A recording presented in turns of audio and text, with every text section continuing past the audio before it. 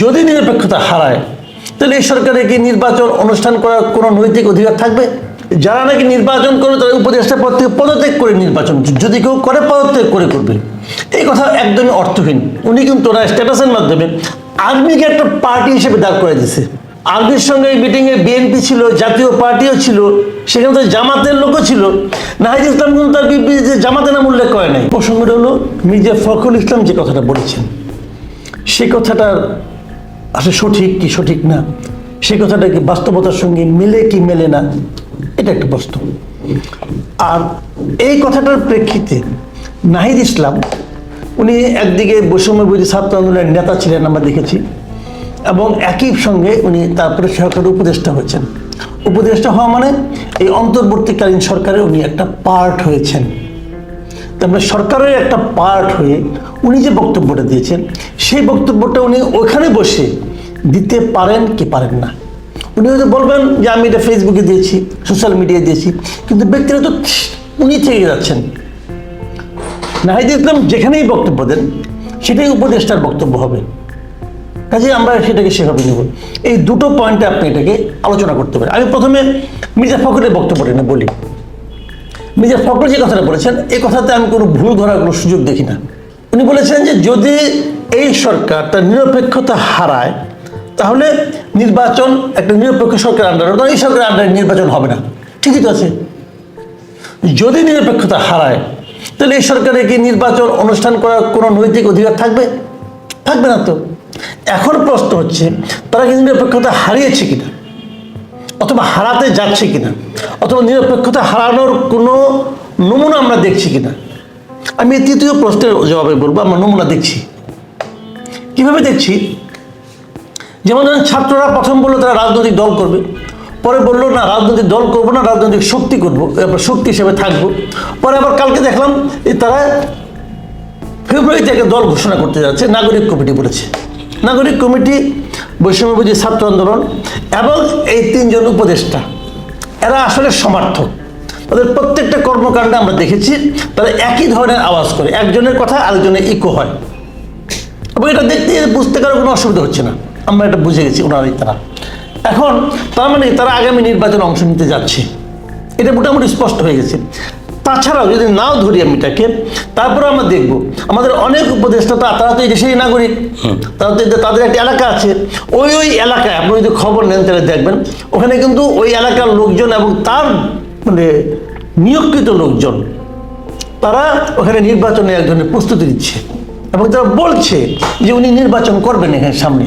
নাহিদ ইসলামের স্ট্যাটাসের প্রেক্ষিতে সজীব ভুঁইয়া কিন্তু একটা স্ট্যাটাস দিয়েছিল, এবং সেখানে উনি বলেছেন যে যারা নাকি নির্বাচন করবে তারা উপদেষ্টা পদ থেকে পদত্যাগ করে নির্বাচন, যদি কেউ করে পদত্যাগ করে করবে। এই কথা একদমই অর্থহীন। এটা হাসিনা আমল, আমার ওনার কথা শুনে মনে হয়েছে কি যে আমি হাসিনা আমলের কথা শুনতেছি। যেমন যে উনি ধরেন আপনি নির্বাচনের নমিনেশন পেপার সাবমিট করার আগ পর্যন্ত উপদেষ্টা থাকলেন, তারপরে এখান থেকে পদত্যাগ করে নমিনেশন পেপার সাবমিট করলেন, এই করে যেন উনি ফিল্ড ওয়ার্ক করলেন ওনার এই পদকে করে পুঁজি করে। তো এটা তো হলো না, এটা তো তত্ত্বাবধায়ক গভর্নমেন্টের ফরম্যাটের মধ্যে পড়ে না। তত্ত্বাবধায়ক গভর্নমেন্টের ফরম্যাটটা কি আসলে?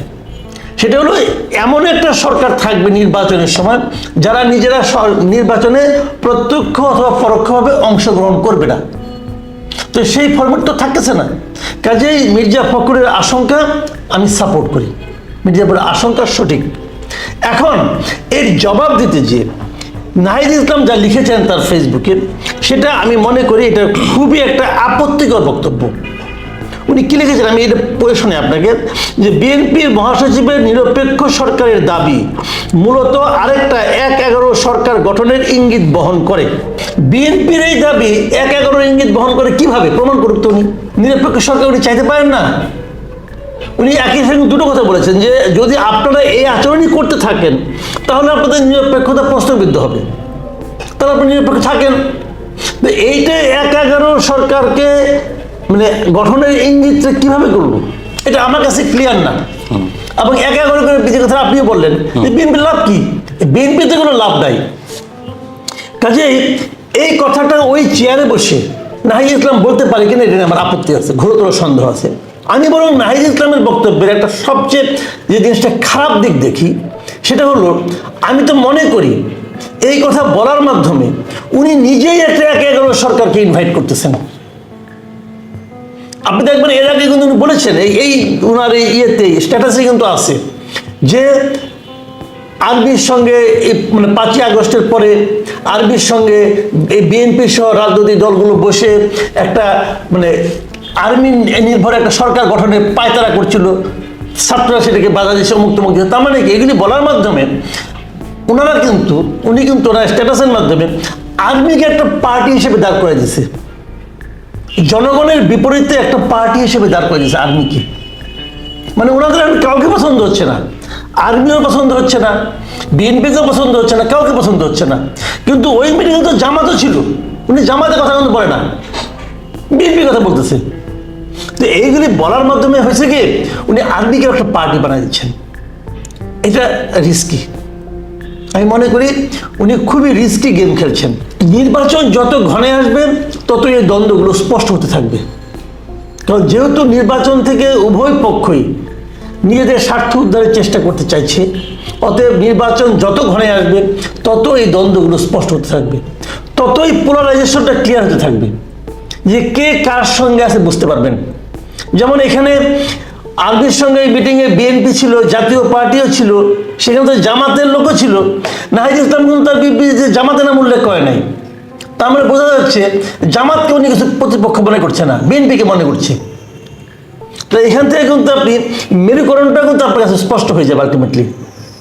এবং ওনাদেরকে আগে তো অনেকে বলেছে, এখন আরো বলার আরো ভিত্তি উনি তৈরি করে দিলেন যে ওনারা আসলে কার লোক, ওনারা কার হয়ে খেলতে চাচ্ছেন, এটাও এখানে ক্লিয়ার হয়ে দ্রুত ছড়ায়। সমন্বয়করা যে এত ভালো ভালো কাজ করলো ওটা নিয়ে কিন্তু কোনো আলোচনা হচ্ছে না, এইভাবে ছড়ায়। তারা কতটুকু নিজেদেরকে কন্ট্রোল করতে পারবে, অনেকে হিসাব চাচ্ছে। আপনারা এই ভাড়া দেন কোথেকে বলেন, গাড়ি পান কোথায় বলেন, এই হিসাবগুলো আশা থাকবে কিন্তু। কাজে এইগুলি উঠবে, তারপর তারা পলিটিক্যাল পার্টি করবে, করার পর তারা কি বলেছে, কারে অপমান করেছে, কাকে শ্রদ্ধার সঙ্গে কথা বলেছে, সব আলোচনায় হবে।